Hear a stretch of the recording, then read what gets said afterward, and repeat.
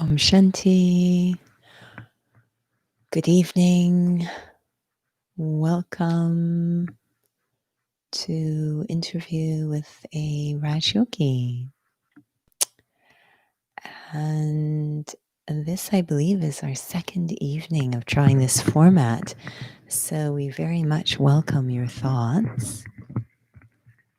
And of course, we always welcome your questions. So if you have any questions, please put them into the chat box and then we'll know what is of interest for you out there. So we have here our interviewer, Nora, who is going to be asking your questions or asking a question if none appear in the chat box. So let's just take a minute to start with a little reflection. Sitting comfortably. The seat of a Raj Yogi is ultimately inside, that place behind the forehead where I, the thinker, sits. And we consider it to be like a throne, a place of mastery, where I can govern the self without any trace of violence, very peacefully. Peaceful sovereignty over my inner kingdom of the mind.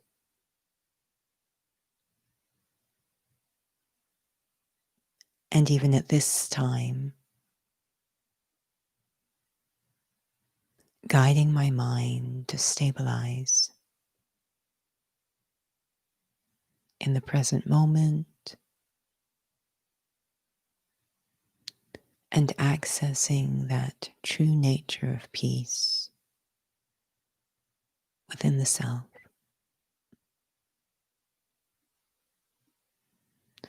Om Shanti. So, there does not yet seem to be a flood of questions. So, Nora, I don't know if there's any questions you would like to ask to begin the conversation.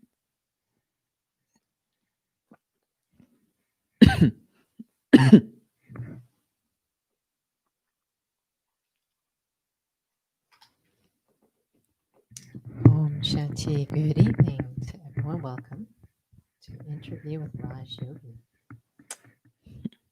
So, one question did come to mind earlier. It's about this aspect of disinterest. If you could share from your experience what that even means, perhaps I can couch it around a little bit of a context. I think that at this time, for many, they are feeling an increased tiredness of everything that's happening.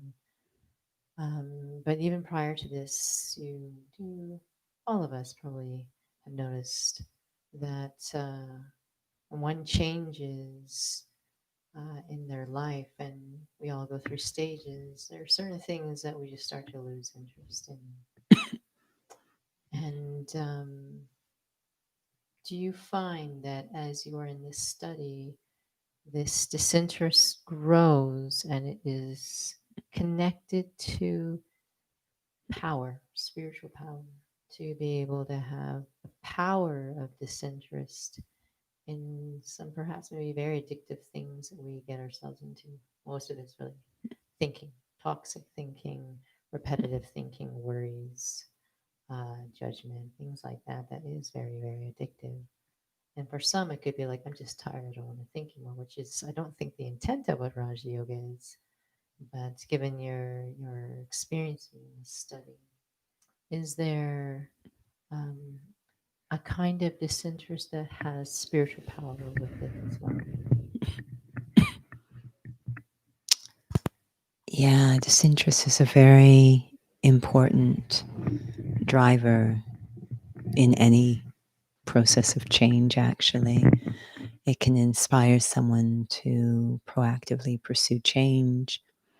And the term that we use is vairagya, which means distaste.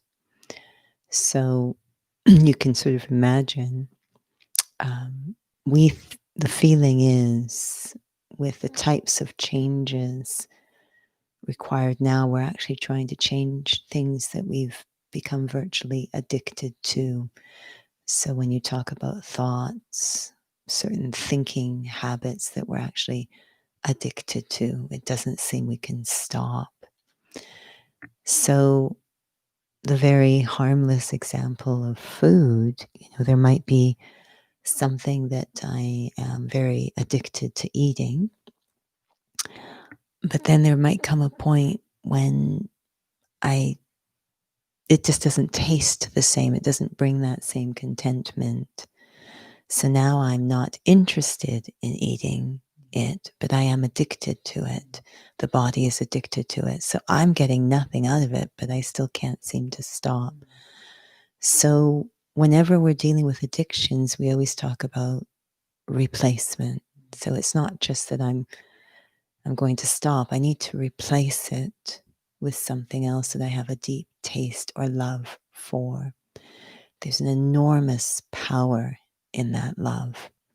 The power of love is huge in terms of overriding an addiction. In fact, we often say that for Raj Yoga, there's quite a few loves that have to be activated in order to help us to change things we're addicted to.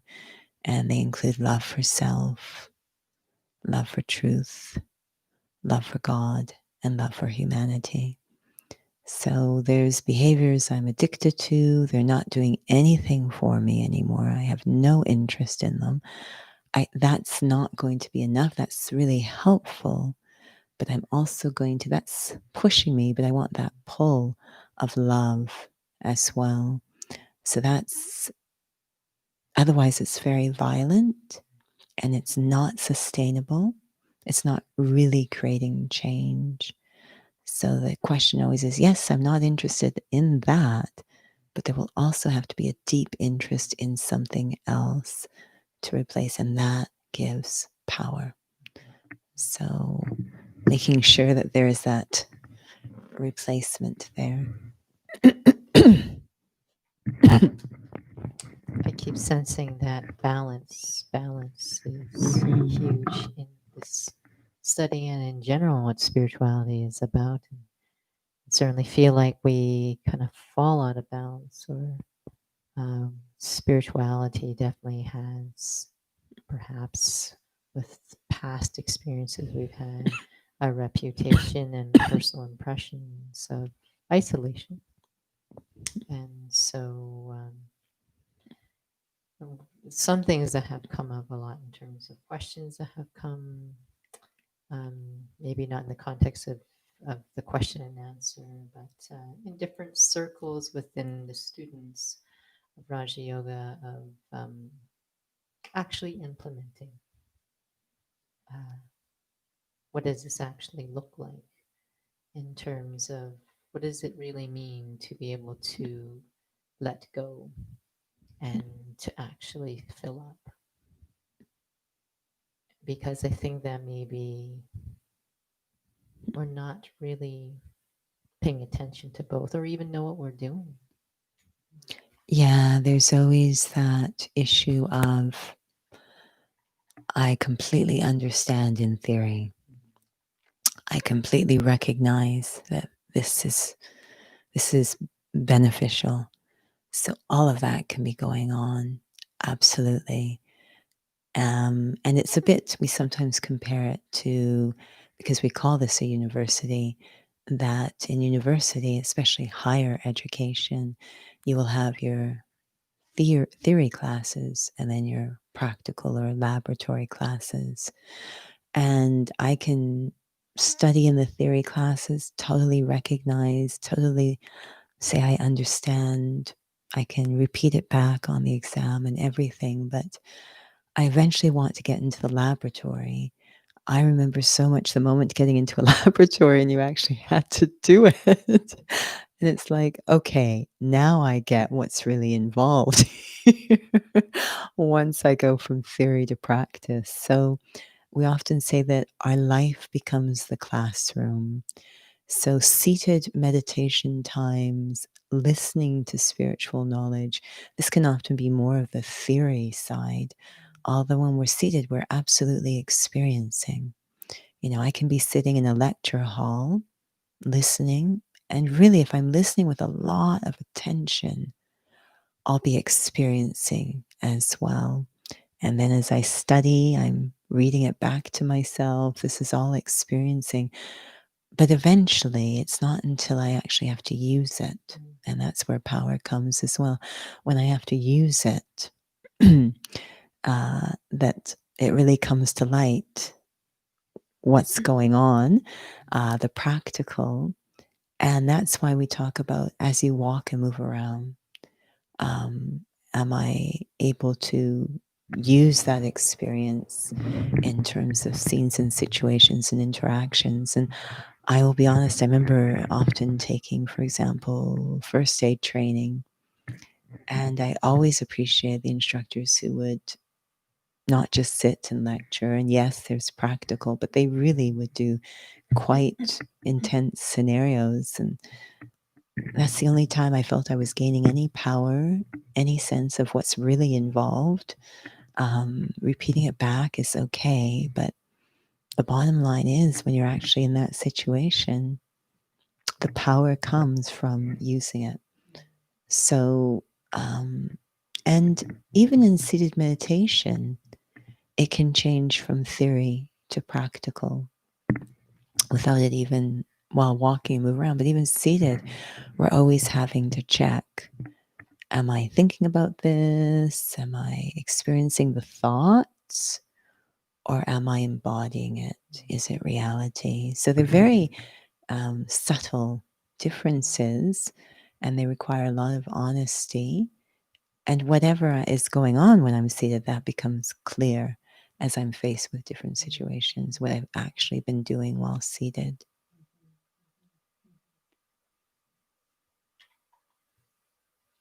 This is connected actually to. And I just want to remind if anyone watching has a question, Please. please write it. Yes. We're watching the chat box. Yeah, we can see. So please write if you have a question. We welcome it. Hopefully, this dialogue does help you think about if you have taken the course, what is that experience for yourself? Do you identify any challenges? Are you, because this is where it's actually the intent of a session like this is actually for implementation. It's not just, again, a passive conversation to listen to. But I think this is why it's really useful actually to even maybe even ask the question, what's with there are certain tasks that you have to do. I think that this is where it becomes practical in the sense that it is about going into reality. And if you don't mind me sharing, you do teach fitness. So, what does that look like for you? What does that experience feel like for you when you're practicing that experience when you're moving? Because many feel that spirituality and movement is impossible together. And many probably feel that fitness and spirituality are completely not compatible at all. Mm-hmm. So there's basically two things that are going on in every aspect of your life, whether you're doing push ups or washing dishes or driving your car or shopping in the supermarket. And those two aspects are what you are doing and how you are doing it. So the blending of quantity and quality, it really makes no difference whether I'm in a fitness class or if I'm sitting here lecturing or answering questions or driving the car. I'm doing something. And so what I'm doing, but also what makes it so fascinating in spirituality is how I'm doing it. And we even use the term quality of life. And quality of life means what qualities am I bringing to my life? So I remember once being in a fitness class and lovely instructor, and she just in the middle, we're jumping around. And she said, take a moment to go inside as we're jumping. She said, take a moment to go inside and exactly what is your objective? And oh no, we have thank you. That's very polite of you. Welcome. How did you get into? Oh, okay. I will answer that in a moment. Actually, you might want to ask it in a moment, Nora. But anyway, so I remember feeling it was very interesting, even though the limbs were moving, and I remember feeling grace, grace. That whatever I'm doing, am I doing it with grace? And so it applies to anything, is the virtues or qualities that I am, whatever I'm doing, am I cleaning the counter peacefully? Am I cleaning the counter patiently?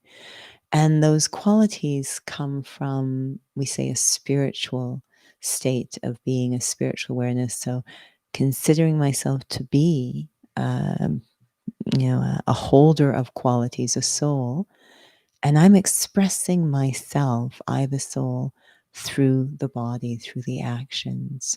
So the being and the doing combined, the what and the how. So lovely question. Welcome. Just a little bit of background where this little piece of conversation came from. I was asking Judy because she does teach fitness, and there are many who feel that spirituality and movement these are two incompatible things. Um, and so the question really was, what is Judy's experience? What is the experience of a Raj Yogi when it comes to practicing experiencing I'm a soul while I'm walking and moving around, especially in fitness, as I was sharing, because it can get quite intense with some of the types of classes that we can have some pretty romanticized ideas, I feel, about spirituality. And it does. And so, those who have joined, please throw your questions on the chat box. We are watching it. We're not absorbed in our own little inner world here.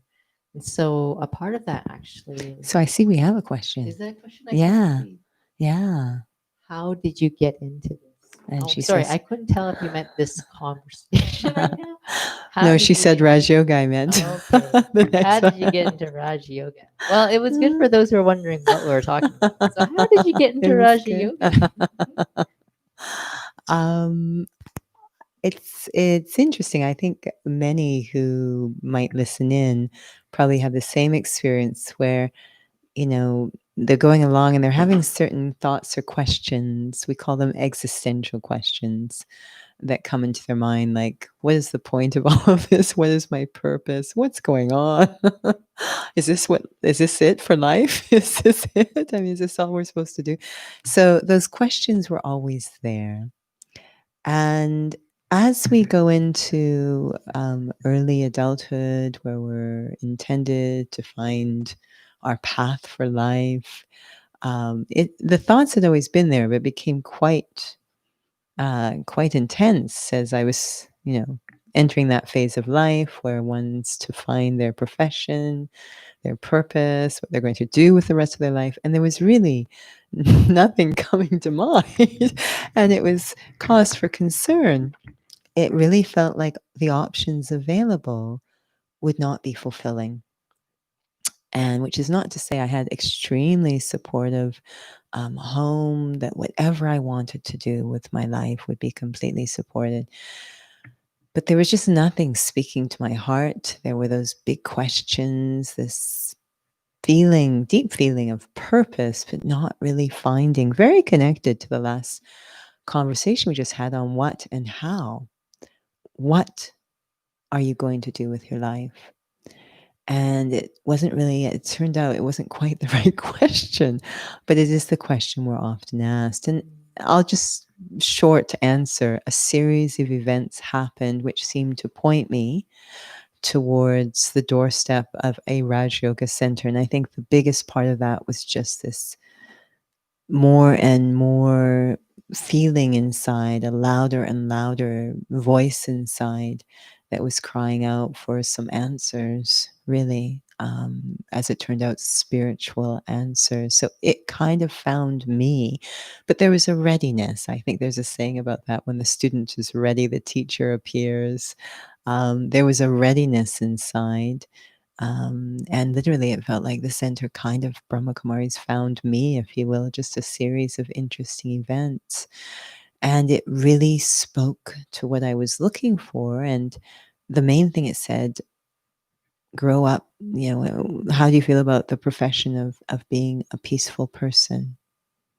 And for the first time, it made that an answer that made sense. I'd been looking at what, the lawyer, the doctor, etc., but it was actually a how. How do you want to be? What kind of person do you want to be? And the idea of being a peaceful person. Now, I think we would agree that this is the most sought after profession in the world today. We desperately need peaceful people on this planet. So it really spoke to me to be a peaceful person. So now, in every situation I am in, my occupation, the awareness is the reason I'm there is to be peaceful. And I'll just share a quick story on this that's very practical. It's not about me, but someone very similar scenario. And they were an actor. And so they often had to go for auditions for work. Very, very nerve wracking. Actors look very calm, cool, and collected on the outside, but it's actually quite nerve wracking inside. So they get very, very nervous. And they were showing up, and I can see why. I've accompanied them into these scenarios, and it's very intense. So they had an audition, and they were starting to come into this study, which looks at not what I do, but how, as a sense of purpose. And they were at the audition, and it really struck them very deeply. We use the term service. When you convert from what you're doing to how, we use this term service. So they're in this scenario, they're doing an audition, and it just struck them. They're not here. Their objective is not to get the part. Their objective in that situation is to be peaceful. And the deep feeling that those three people at the front of the room that they're auditioning for desperately need peace, because every human being does. So they're there serving them. On the surface, they appear to be auditioning, but their true sense of fulfillment and purpose is to just be peaceful. So it's extremely fulfilling if you are a spiritual seeker. It's extremely fulfilling to have that sense of purpose. Send in your questions. I don't even know if this answered the question, but there you go.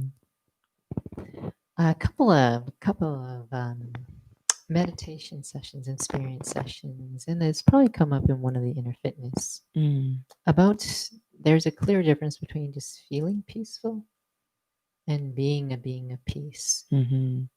Could you share a bit more on that? Because I don't know if one would even think about that. Even I feel that this is what Raja Yoga is really about. And what is the difference between the two? So we have this powerful capacity called a mind. And the mind, what it does is it creates thoughts. So you probably are using your mind right now as you're observing this strange interaction. You're having all sorts of thoughts going through your mind. And it's a wonderful, wonderful capacity we have to create thoughts.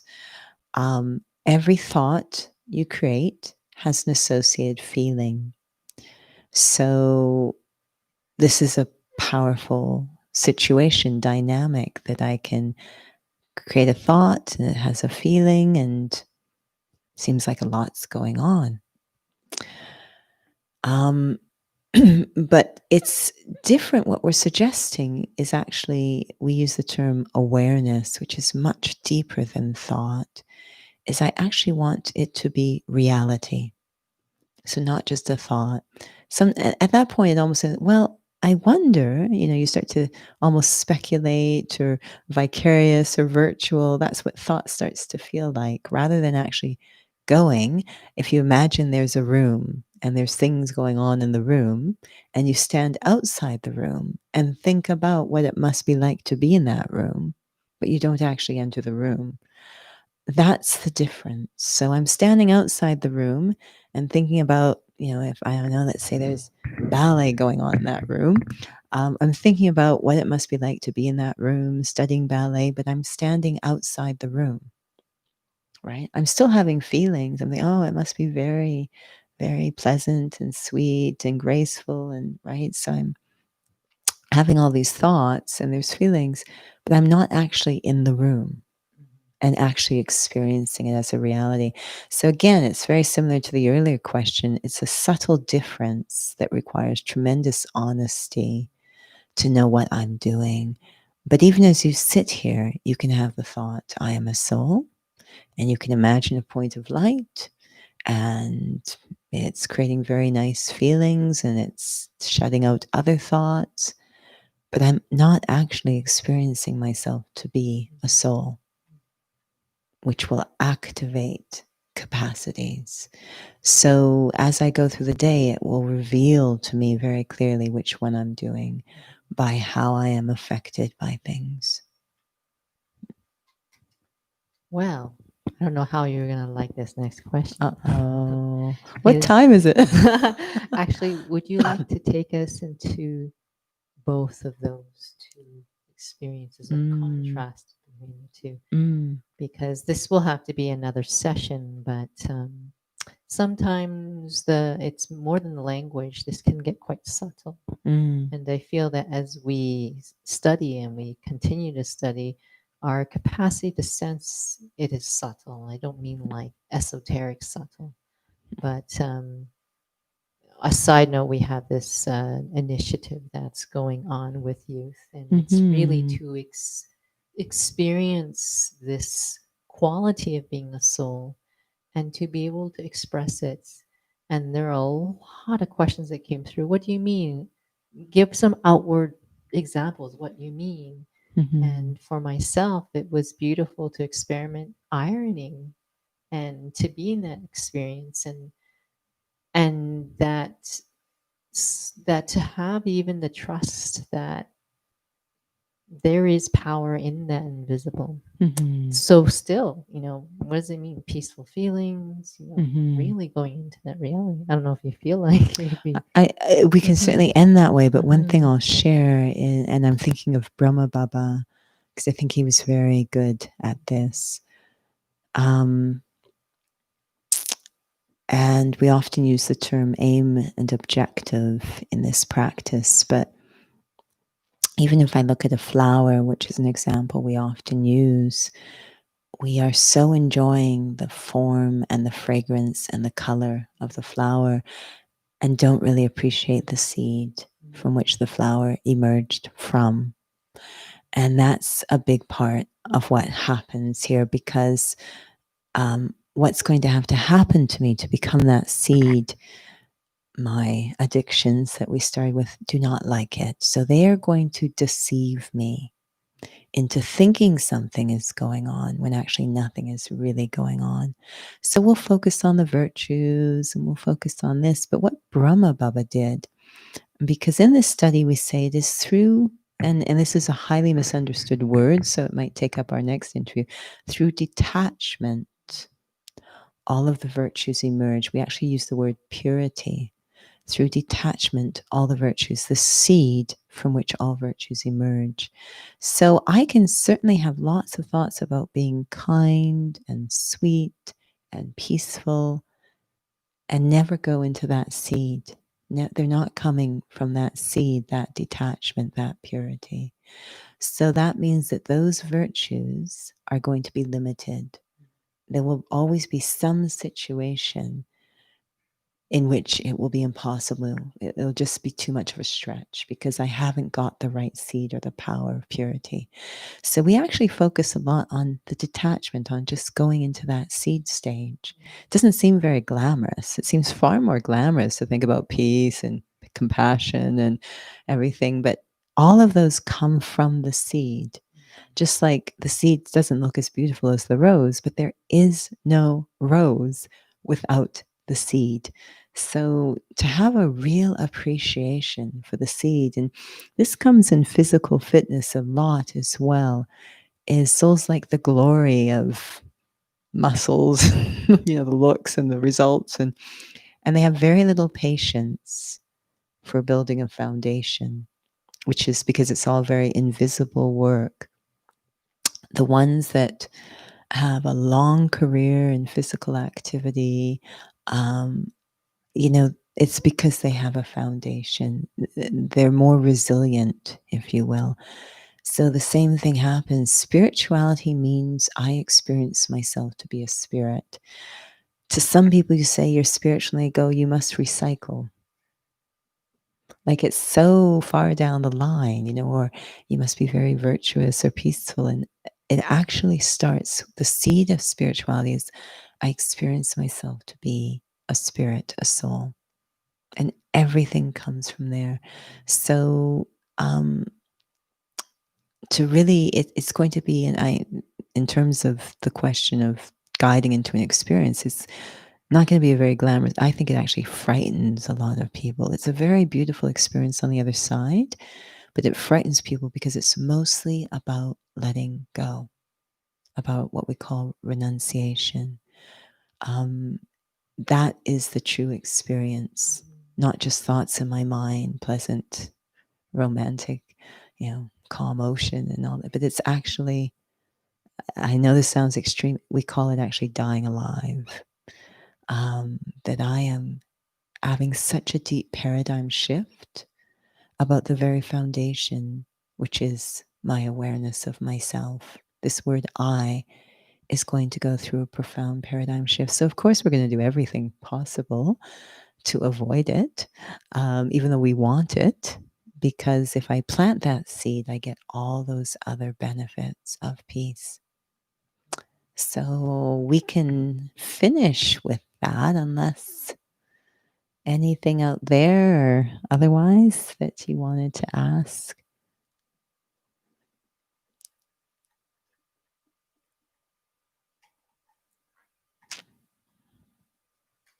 Save your questions for next time or email us because we Yeah. are checking through the week.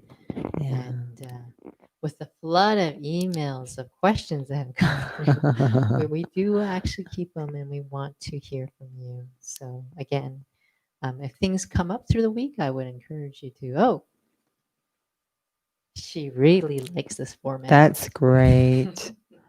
That's great. We enjoy it as well. So we'll use up the final moments here with that experience of going to seed. And I think, in fairness, we always start by saying, do you believe you are a soul? That's really important. It's more investigative reporter of the self than just, having nice thoughts, but asking the right questions. Do I believe I am a soul? Because I might come out of this feeling nothing, but I still have that belief.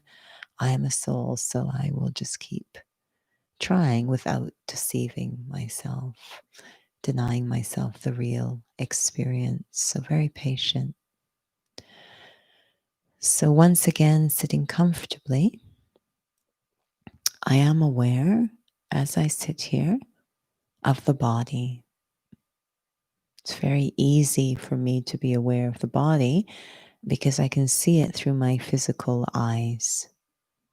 And I'm used to experiencing through my physical eyes, my physical senses. It comes so naturally, I don't even have to think about it. So, experiencing the body is very easy. I see it, I see its form, I feel its weight. But I'm also aware that I am observing the body, that I, the observer, am looking at the body. There's not the feeling that the body, for example, my big toe, is observing me, but that I observe my big toe. So there's this relationship between me, the observer, and this body. It's as if we are separate, not disconnected. The relationship is there, but there's me and I am separate from this body, able to observe it. In fact, this body is so complicated, has so much going on, most of which I am clueless about. To think I am this body when I don't even know most of what's happening with it. But I respect that it is an amazing, amazing vehicle of action, of expression. I can observe it, observe the breath. But if I start to focus on just me, the observer, I realize I know so little about myself. I seem to observe from a single point. Not that I am spread out through the body, not that I'm observing from the physical heart in the torso. I seem to be observing from a specific point. Seems to be behind the forehead, behind the eyes. The field of vision seems so central. There is me, the observer, behind the forehead, behind the eyes, observing the body. And I can become so absorbed in just trying to experience myself, the observer, that awareness of the body starts to actually go out of focus, as if it is something separate from me, just focusing on myself, reflecting on myself. I, the observer, starting to open the door to this incredible relationship between me, the living being, the observer, and this body. I am clearly not this body. And what does that mean? What's the significance? How does that change everything? That's the beginning of Raj Yoga, of spirituality. Om Shanti. So you can continue to explore that on your own or join us in a couple of days as we have Raj Yoga Essentials and we go deeper into that. But it's a wonderful, wonderful world to open up, this world of spirituality. So I think we end there. Interviewer, anything further to add? Nothing at all. Thank you for those who joined. and for those who've asked questions. And we also hope that this spawns more questions. Mainly think about your practice. What's happening? Because you want this to be meaningful, relevant to you, especially in a practical way. Especially right now, I mean, we all know what it's like sitting in front of the computer watching all these online sessions. As we sit in front of the computer. And the whole point is really, I want to experiment. Go back, experiment, come back. What do I find? Go back and experiment. What do I find? And that will be very useful for us too. So thank you for joining. Thank you, Judy. For Thank you, your Nora. Experiences. Excellent interviewer. It's all very beautiful. I really enjoyed this too. And so I'm going to scurry back there and stop the video because we have no one else to do that. So thank you. Om Shanti.